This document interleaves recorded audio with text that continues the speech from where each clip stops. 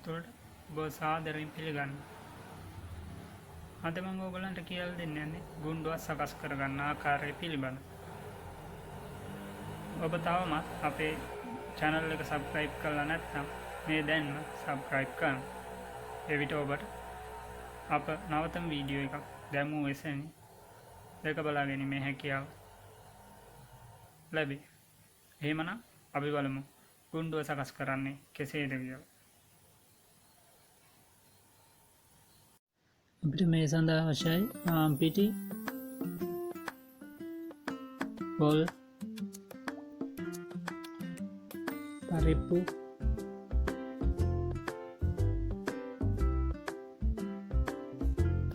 ලුණු ස්වල්පයක්,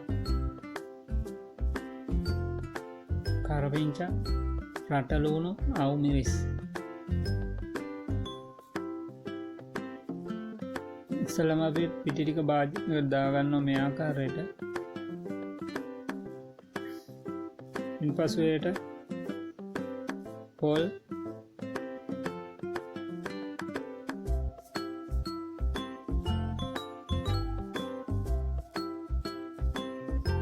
සහ අවශ්‍ය ප්‍රමාණයට ලුණු එකතු කර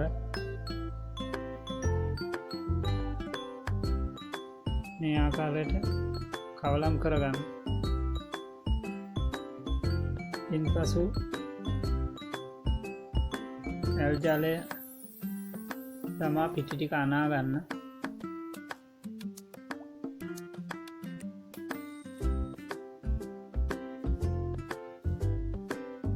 අද මම ඔයගලන්ට කියලා දෙන්නේ පරිප්පු ගුණ්ඩුවක් සකස් කරන ආකාරය පිළිබඳව. ඔයාලට ඕන නම් මේ වෙනුවට මස් හෝ මාළු යොදාගෙන මේ ආකාරයටම ගුණ්ඩුව සකස් කරගන්න පුළුවන්.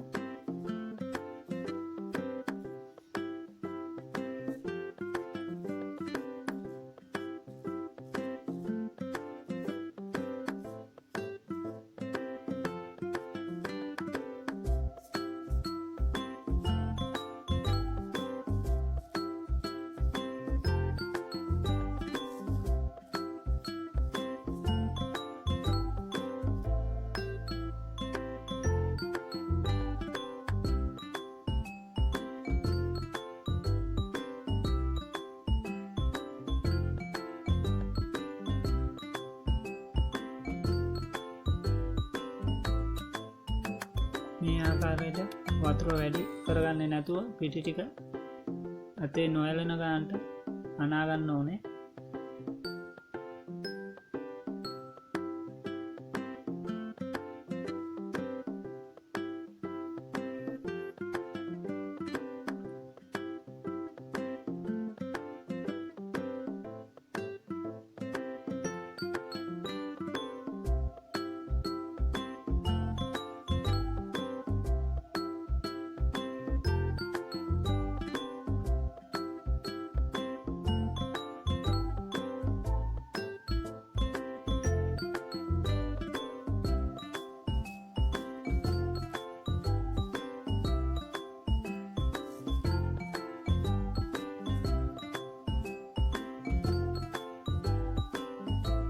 දැන් අපි පිටි ටික අනාගෙන අවසන් අපි බලමු දැන් පරිප්පුව සකස් කරන්නේ කොහොමද කියලා.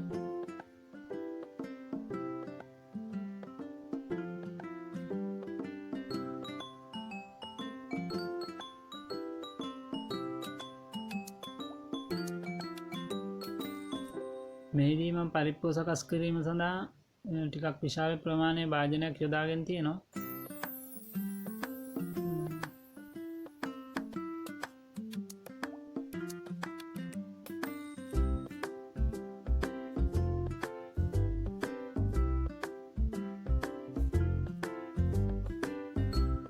අවු මිරිස්,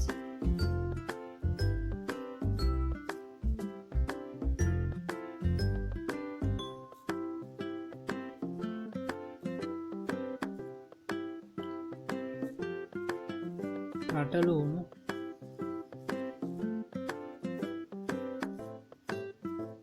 කරපිංචා, මිරිස් කුඩු, කහ කුඩු ඔබට අවශ්‍ය ප්‍රමාණයට දමා ගන්න.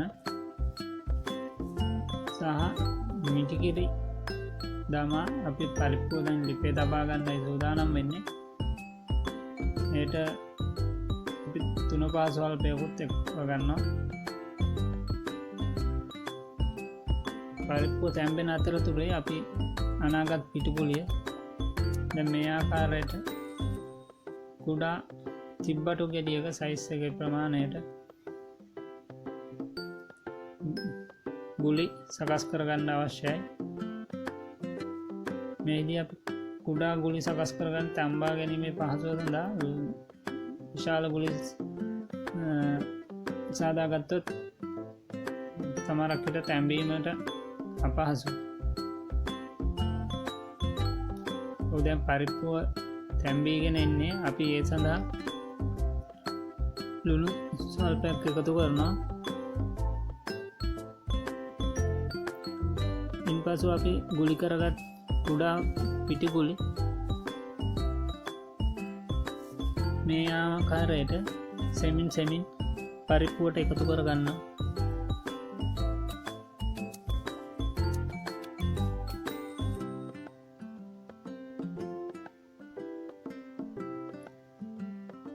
එසේ එක්කොට අවසන් වූ පසු මේ ආකාරයට හැන්දේ හොඳින් කවලම් කරන්න කීප වාරක්. දැන් අපිට මෙහි එනවා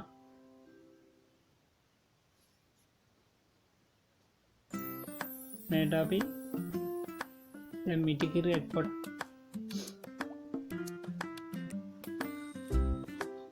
කවලම් කරමින්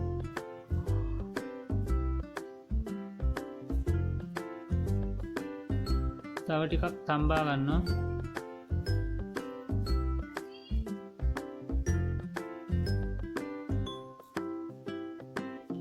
බුදුන්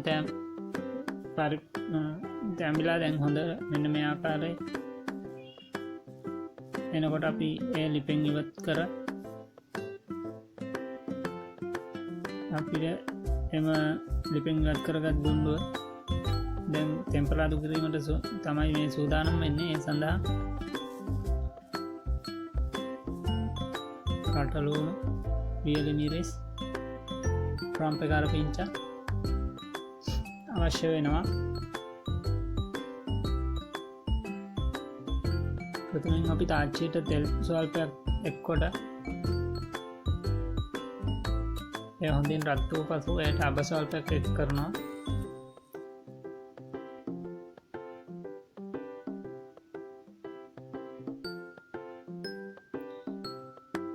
ඉන්පසුව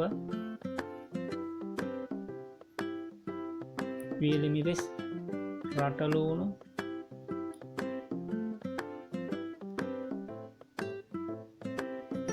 ප්‍රම්පකාර පිංචා එක්කොට රන්වන් පැහැවෙනකම් බෙදෙන්නට හරින්න ඕනේ.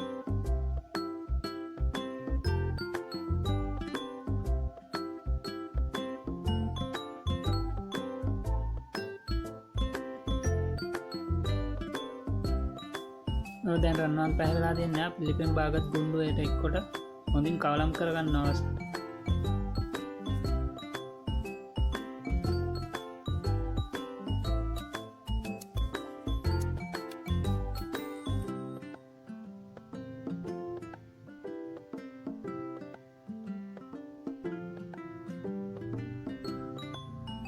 දැන් හොඳින් කවලම් වෙලා තියෙන්නේ. දැන් අපිට තවත් ප්‍රණීත ගුණ්ඩුවක රස බලන්න පුළුවන්. ඔයාලත් ගෙදරදී හදලා බලලා කොයි වගේද කියලා කමෙන්ට් කරන්න.